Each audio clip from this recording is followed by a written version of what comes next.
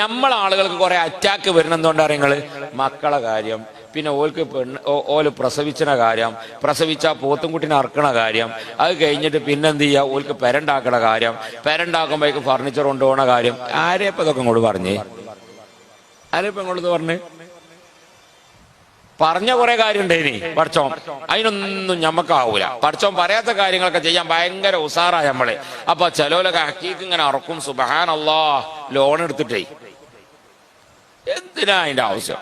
അപ്പോൾ ടെൻഷൻ ഉണ്ടാക്കുന്ന ഒരു പരിപാടിയും ചെയ്യരുത്. ഞാൻ ആ അഭിപ്രായക്കാലം മാണി കേട്ടാൽ മതി, വയത് ഇല്ലെങ്കിൽ കേൾക്കണ്ട.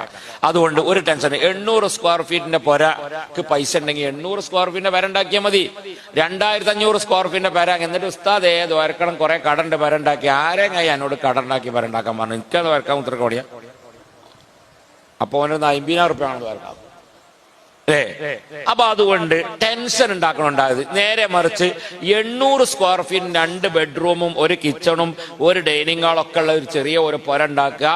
ഉള്ള റൂമിൽ AC ആണ് വെക്കുക. നിങ്ങളെ മാതിരി AC പൈസ കിട്ടിയിട്ട് വെക്കാത്ത ടീമല്ല. എന്ത് ചെയ്യാ, അങ്ങനെ എന്ത് ചെയ്യാ, AC ആണ് വെക്കുക. AC ആണ് വെച്ചിട്ട് സുബ്ഹാനല്ലാഹ് സുഖമായിട്ട് ആ ബ്ലാങ്കറ്റും പോയിച്ച് കടന്നുറങ്ങി എന്തൊരു സുഖം ഉണ്ടാവും. നേരെ മറിച്ച് 800 സ്ക്വയർ ഫീറ്റ് 2500 പെരണ്ടാക്കിയിട്ട് ഫുള്ള് കട. അപ്പൊ പിറ്റേന്ന് കുറ്റൂസ കഴിഞ്ഞ് കുടിരിക്കൽ കഴിഞ്ഞ് പിറ്റേന്ന് രാവിലെ അസ്സലാം